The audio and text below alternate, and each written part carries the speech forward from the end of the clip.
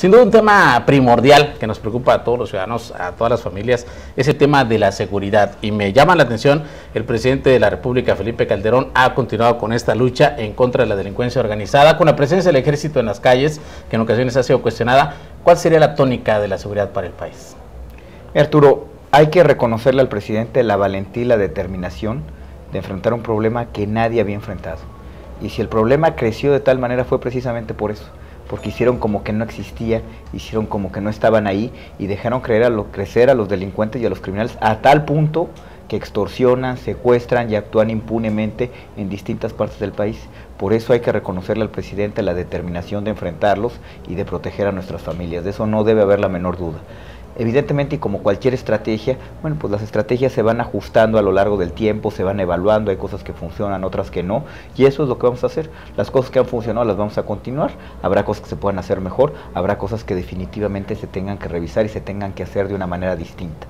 Pero la determinación de proteger a las familias del crimen y la delincuencia, yo creo que en eso no podemos flaquear, no podemos titubear. Y yo le pido al auditorio, a quien nos está viendo el día de hoy, imagínense que el gobierno cerrara los ojos, hiciera como que no existen los criminales y los delincuentes y nos echáramos para atrás. ¿Qué es lo que iba a pasar? ¿Ustedes creen que los criminales y los delincuentes iban a dejar de extorsionar, de secuestrar a las familias? Lo iban a hacer hasta con mucho mayor intensidad. Por eso es necesario tener un Estado fuerte que proteja a las familias. Otro tema sin duda central que nos preocupa a todas las familias, pues es la economía, saber que vamos a estar bien en cuanto a salarios, en cuanto a ingresos. En este rubro, ¿habría que cambiar algunos mecanismos en el país? ¿Habría que hacer algunas dinámicas diferentes? A México le ha costado mucho trabajo tener estabilidad económica, tener estabilidad en precios, que no haya devaluaciones, tener acceso a crédito, y eso hay que cuidarlo y hay que preservarlo. Y sobre eso nos va a permitir pues tener una política de generación de empleo mucho más directa, enfocada en el mercado interno, donde pueda haber acceso a crédito, donde sigamos construyendo infraestructura, que es un gran generador de empleo y aparte genera pues una dinámica de desarrollo regional en todas las partes distintas partes del país. Hay que tener una política de construcción de vivienda, hay que tener un apoyo muy decidido a los pequeños y medianos empresarios, que son pues los principales generadores de empleo en México. Entonces mira, todas estas cosas, estabilidad económica, más políticas muy dirigidas a la generación de empleo, infraestructura, pequeños y medianos empresarios, acceso a crédito, pues nos van a generar una dinámica mucho más favorable para generar empleos. Hablando de economía, precisamente le preguntaba hace unos minutos al respecto de la deuda en cuanto al estado de Chiapas, comparable con el caso de Coahuila. De ninguna manera.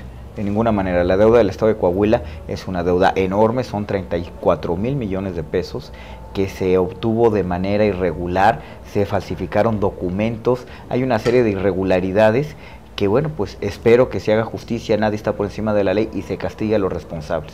La Secretaría de Hacienda ha presentado 6 denuncias penales en el caso de Coahuila, entonces no tiene nada que ver. La deuda del estado de Chiapas es una deuda alrededor de 10,000 millones de pesos, a total, completita, municipios, entidades paraestatales, el gobierno del estado, con todas las entidades financieras del país. Es una deuda, en mi opinión, y lo digo como exsecretario de Hacienda y como economista, es una deuda que se antoja manejable, que se puede administrar bien y sobre todo que fue una deuda que se gestionó de cara a la sociedad, que todo el mundo pues estuvo en el Congreso, pasó por el proceso establecido en el Congreso y no tengo la menor duda, porque mucha de esta deuda fue contratada en algún tema con Banobras, pues que está siendo destinada a la construcción de infraestructura y a detonar desarrollo en el estado de Chiapas, de manera que yo no tiene nada que ver una deuda con la otra. En este tema, precisamente, Chiapas ha tenido un gran crecimiento en cuanto a apoyo a las personas necesitadas, pero sin duda otro tema que nos preocupa mucho es también la migración. Nuevamente, Chiapas es un territorio obligado para la migración, se han hecho modificaciones, en Chiapas se tienen avances para proteger a los migrantes. ¿Cómo se trataría el tema de Chiapas en cuanto al gran flujo migratorio que existe? Tenemos que generar mejores condiciones para administrar, pues como bien lo mencionas, el paso de los migrantes en el estado de Chiapas. Tenemos que tener mejor infraestructura migratoria, tenemos que tener mejor infraestructura fronteriza.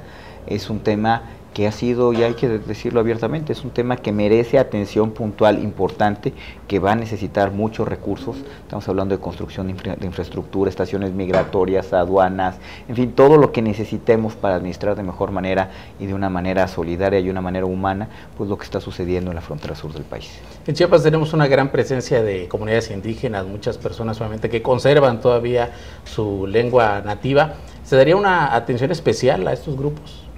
Chiapas ha avanzado mucho en atención a las familias más pobres del estado de Chiapas. Yo recuerdo, como secretario de Desarrollo Social, vine muchas veces al estado, me tocó tener muchas reuniones de trabajo con el gobernador Juan Sabines, y tanto gobierno federal como gobierno estatal juntos pudimos poner una agenda de desarrollo a las familias más pobres en Chiapas que creo que ha dado resultados. Y ahí están las mediciones, no que hemos hecho ni el gobierno del estado ni el gobierno federal, sino por ejemplo lo que ha hecho la ONU, la Organización de Naciones Unidas, y donde da cuenta de los avances que ha habido en Chiapas. Y ha sido pues dotando de ampliar oportunidades a las familias más pobres, sobre todo a las comunidades indígenas, de que puedan ir a la escuela, de que tengan acceso a una clínica, a un doctor, un albergue para que los niños puedan llegar a la escuela entre semana, la dignificación de las condiciones de vivienda, pisos de cemento, la dignificación, por ejemplo, el acceso al agua potable. Chiapas, cuando hace 5 años, Chiapas era el único lugar en México donde existía el tracoma. El tracoma es una enfermedad que deja ciegas a las mujeres, sobre todo, que beben agua contaminada. Es una enfermedad que únicamente se encontraba en África y en Haití, si acaso. Y era inadmisible que en México todavía existiera eso.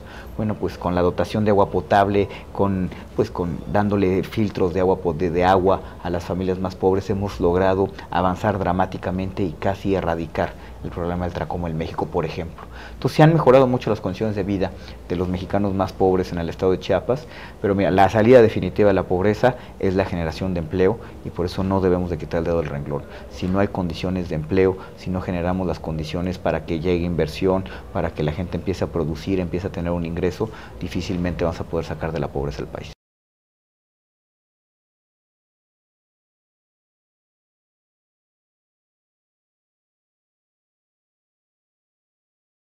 Una de las soluciones que se ha buscado aquí en Chiapas son las ciudades rurales. ¿Sería viable hacerse en otras partes del país? El tema de las ciudades rurales es una historia, digamos, una idea que ha rondado por muchos años en el mundo, que tienen problemas de pobreza, incluido México. Y yo recuerdo cuando el gobernador por primera vez me lo presentó con el tema de San Juan de Grijalva, que pues había las condiciones para empezar a construir una ciudad rural. Pues yo lo vi con mucho entusiasmo, el gobernador estaba muy echado para adelante, y juntos el gobierno del estado y el gobierno federal hicimos la primera ciudad rural, que fue todo un éxito, porque pues logramos respetar las costumbres de las familias que estaban llegando a vivir en comunidad, pero las pudimos dotar de servicios básicos. Y esa ciudad rural, las ciudades rurales, pues tienen una mejor escuela que muchos otros lugares, tienen una clínica, tienen guardería, tienen servicios básicos, tienen opciones productivas, en fin, tienen una serie de posibilidades que no hubieran tenido si hubieran seguido viviendo aislados en zonas muy remotas y distantes, donde difícilmente puedes dotarle de servicios básicos. Fue un primer, pues, prueba que funcionó muy bien, y bueno, ya hemos seguido apoyando en la construcción de otras ciudades rurales.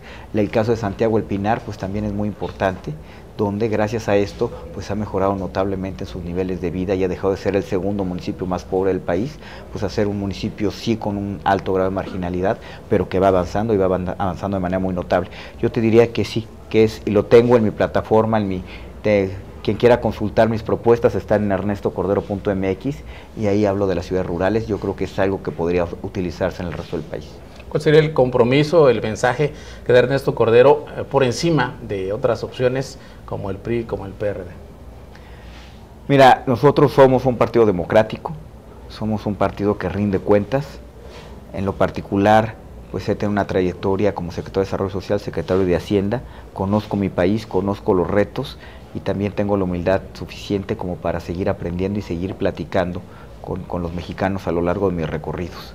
Quiero profundamente a mi país, he estado pues donde se han tomado las decisiones importantes en México, siempre he dado buenos resultados, siempre he sido honesto, siempre he sido congruente, siempre he hablado con la verdad, no busco el aplauso fácil. Yo lo que propongo y lo que estoy proponiendo es porque sé que se puede cumplir, porque sé que es viable, y porque creo que México necesita tomar una decisión muy importante el 1 de julio del 2012. Hay mucho que está en juego. El próximo presidente de México va a gobernar por 6 años, pero sus decisiones van a afectar por los próximos 20 o 30 años, y creo que debemos de elegir al más preparado, aquel que haya tenido una mejor trayectoria, aquel que haya sido congruente toda su vida y aquel que haya dado resultados de gobierno. Ahí precisamente el mensaje. ¿Algo más que desea agregar? Estoy muy contento de estar en el estado de Chiapas. pues seguiré visitando el estado cada que pueda. Es un estado que me gusta mucho, que siempre me ha recibido con los brazos abiertos, y un estado que tiene grandes retos por delante y que me da mucho gusto que lo estén enfrentando y que esté avanzando.